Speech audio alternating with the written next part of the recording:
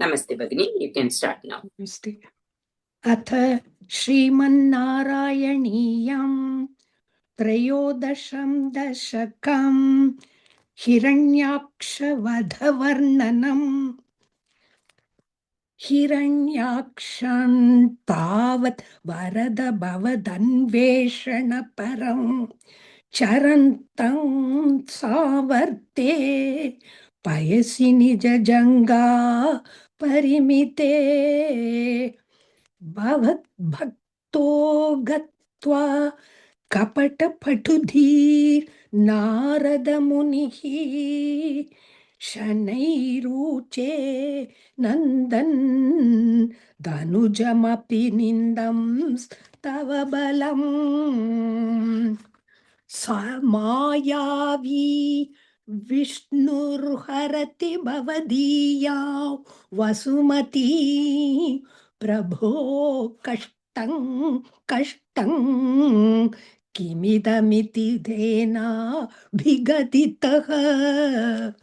नदन् क्वासौ क्वासा Viti स मुनिना दर्शितपतः भवन्तं सम्प्रापद्धरणिधर मुद्यन्तमुदकात् अहो आरण्योऽयं मृग इति हसन्तं बहुतरैः दुरुक्तैर्विद्यन्तन् दितिसुतमवज्ञाय भगवन् महीन् दृष्ट्वा दंष्ट्रा शिरसि चकितां स्वेन महसा पयोधावाधाय प्रसभमुदयुक्ता मृधविधौ गदा पाणौ दैत्ये त्वमपि हि गृहीतोन्नतगदः नियुद्धेन क्रीडन् घटघटरवोद् गुष्टवियता रणालोकत्सुख्यान् मिलति सुरसङ्गे धृतममुं निरुन्ध्याः सन्ध्यातः प्रथममिति दात्रा जगदिशे गदोन्मर्दे तस्मिंस्तव खलु गदाया दिथिभुवः गदाघातात् भूमौ झटिति पतिताया महः भोः मृदुस्मेरास्यस्त्वन् धनुजकुलनिर्मूल नचणं महाचक्रं स्मृत्वा करभुवि दधानो रुरुचिषे ततः शूलकालप्रतिमऋषि दैत्ये विसृजति त्वयि चिन्दत्येन करकलितचक्रप्रहरणात् समारुष्टो मुष्ट्या स खलु विद्युदंस्त्वां समतनोत् गलन्माये माया स्त्वयि किल जगन्मोहन करीः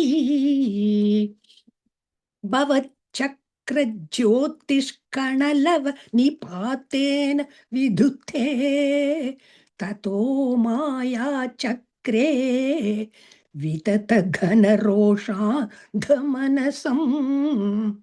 गरिष्ठाभिर्मुष्टि प्रहृतिभिरभिघ्नन्तमसुरं स्वपादाङ्कुष्ठेन श्रवणपदमूले निरवधिः महाकायः सोऽयं तव चरणपादप्रमथितः गलद्रक्तो वक्त्रा दपतदृशिभिः श्लाघितहतिः तदा त्वामुद्दामप्रमदभर विद्योतिहृदयाः मुनीन्द्राः सान्द्राभिः स्तुतिभिरनुवन्नद्वरतनुं त्वचिच्छन्दो रोमस्वपि कुशगणश्चक्षुषि घृतम् चतुर्होतारोऽङ्घ्रौ शृगपि वदने चोदरयिडा ग्रहाज्जिह्वायान्ते परपुरुषकर्णे च चमसाः विभो सोमो वीर्यो वरदगलदेशे प्युपसदः मुनीन्द्रैरित्यादिस्तवनमुकरैर्मोदितमनाः महीयस्या मूर्त्या विमलतरकीर्त्या च विलसन् स्वधिष्ण्यं सम्प्राप्तः सुकरस् विहारी मधुरिपो निरुन्ध्या रोगं मे सकलमपि वातालयपते नारायणाखिल गुरो भगवन् नमस्ते नारायणाखिल गुरो भगवन् नमस्ते First, I couldn't hear it properly. Whole first sloka. One more time. Can you say the whole one, Bhagini? Yes, Bhagini. हिरण्याक्षन्तावत् वरद भवदन्वेषणपरम् चरन्तं सावर्ते पयसि निजजङ्गा परिमिते भवद्भक्तो गत्वा कपटपटुधीर्नारदमुनिः शनैरुचे नन्दन् धनुजमभिनिन्दं तव बलम्. Very good, Bhagini. Second one, first and two, second line, second sloka number 2. मायावी विष्णुर्हरति भवदीया वसुमती प्रभो कष्टं कष्टं किमिदमिति तेनाभिगदितः. ஒரு நிமிஷம் மகனி. பிரபோ கஷ்டங் கஷ்டங். If you say ing, Anusararu, don't take a pass. Prabho kashtam kashtam kimitamiti tena bhikaditaha. Or Prabho kashtam kashtam. Take a break. Im, makara, use im. So Prabho kashtam kashtam kimitamiti tena bhikaditaha. If you are using Anusararu, don't take a break. I'm taking a break. You are taking break. That's at least that's what I'm hearing. If you are taking a break, it is okay to take a break because of the breathing. Like one, Prabho kashtam kashtam kimitamiti tena bhigaditaha. If you are saying Prabho kashtam kashtam kimitamiti, you have to say kimitamiti without taking a more break. Just practically. It is okay to take a break because it is a 6 and 7, so you can easily take a break. Kashtam kashtam kimitamiti. You can easily take a break. Yes, ma'am. Same thing I noticed on the third sloka and the second one. So if you are with or without taking a break, can you repeat the second pada, Bhagini? Third sloka. Guruktair vidyantam ditisutamavad. You are taking a break, Bhagini. Vidyantan titisutamavajñāya. I said vidyantam. Vidyantam. Sorry, Bhagini. Okay. One more time. Sorry. In market. Duruktair vidyantam ditisutamavajñāya bhagavan. Very good, Bhagini. Very good. And what other things are you? It is. I thought you would take a little break. Okay. Which one is it? Yeah, okay. Seventh, third pada, Bhagini. Seventh, third. Garishtabhirmushtibhirprahriti. Sorry, 1 minute. Seventh only, no? Seventh, third pada. The same one what you are saying. Garishtabhirmushtipprahrutibhirabhignantamasuram. Okay, Bhagini. Eighth, second pada. So many, ma'am. No. Just hearing because sometimes lag behind. Tada tvamuddhama pramadabhara vidyoti hridayaka. Second, Bhagini. Second pada. Galatrakto. Galatrakto vaktra dapata drishibhishlagitahatihi. Slagita Katihi. Slagita Katihi. Okay, Yeah. Bhagini. Okay. Okay, Bhagini. Okay, that's all it is. Okay. Too many. No. That not one. This like it's a bigger one. Second, sometimes we couldn't able to hear it too. There is a net problem. You are saying it correctly. Sometimes the way we hear it, it is a one. That's all it is. Bhagini. Then you have that. Okay, Bhagini. You want to go, Bhagini? Sarada Bhagini? Bhagini. Yes, Bhagini.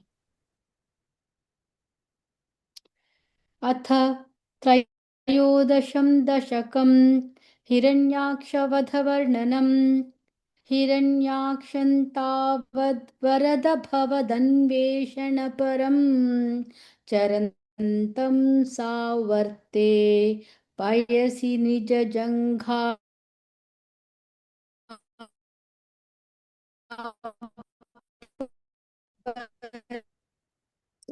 Sarada Bhagini, I couldn't able to hear it. पटपटुधीर्नाये नन्दन् धनुजमपि It's not You have a audible. lagging, Bhagini, your net. Do you hear me properly?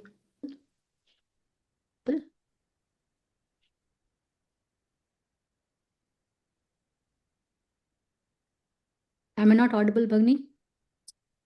You are audible now, Bhagini. Yes, looks like that, Bhagini. It's the network. Let me connect with my phone here. I'll use the hotspot. Let me see if I get a hotspot working.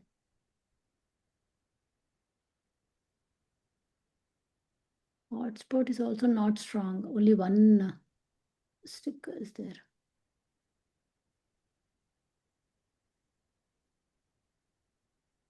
Hotspot is not strong. Only one signal is there. It's not connecting. Okay, you start with the first one. I will see how it is, and then if you need to redo when it is a good signal, we will do that. Repeat from the first one, Bhagini. Just a minute.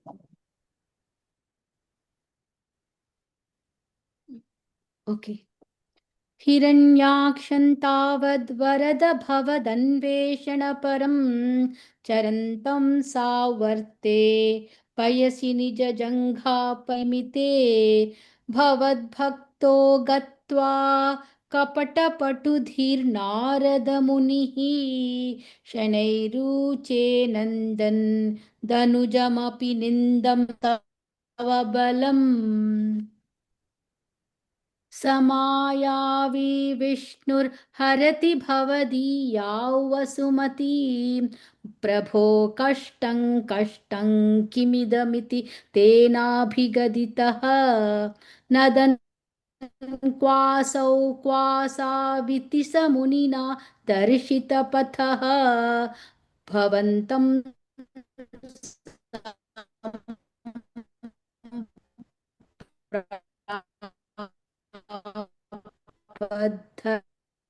Dharanidhar मुद्धरण्योऽयं मृगैः दुरुक्तिर्विद्यन्तन्दिति सुतमवज्ञाय भगवन् महीं दृष्ट्वा दंष्ट्राशिरसि चिक्चकितां स्वेन महसा पयोधावाधाय प्रसभ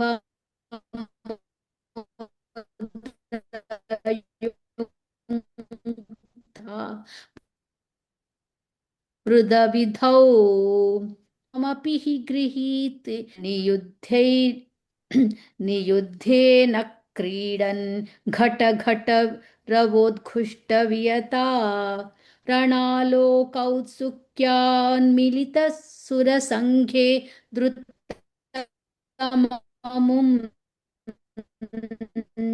निरुन्ध्या सन्ध्यातः प्रथममिति गदोन्मर्दे तस्मिंस्तव खलु गदायान् दितिभुवः गदाघाताद् भूमौ झटिति पतितायाः महः भोः मृदुस्मेरास्यस्त्वन् दनुजकुल निर्मूलन महा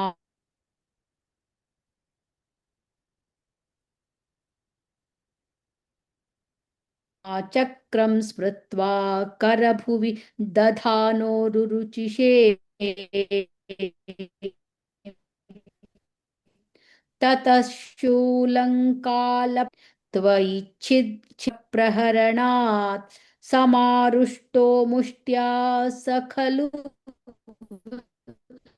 वितुदंस्त्वां समतनोत् किल जगन्मोहक्रज्योतिष्कणलवनिपातेन विधुते ततो मायाचक्रे विततघनरोषान्ध मनसं गरिष्ठाभिर्मु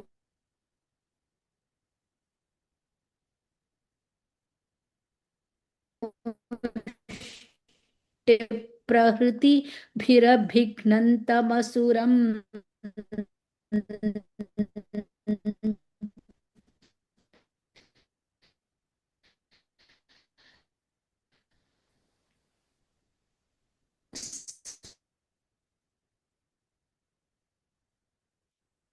स्वपादाङ्गुष्ठेन श्रवणपदमूले निरवधियन्तव चरणद्रक्तो वक्त्रा तदा विद्योतिहृद्राभिस्तुतिभिरत्वचिच्छन्दोरों चतुर्होतारोङ्घ्रौ सृगपि वदने चोदर इडा ग्रहा जिह्वायान्ते परपुरुष कर्णे च चमसाः सोमो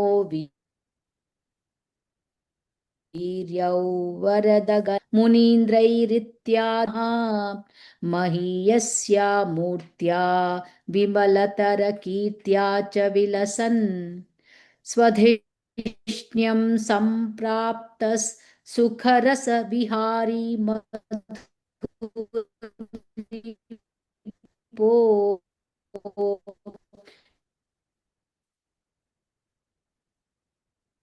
निरुन्ध्यारोहणाखिलगुरो भगवन्नमस्ते.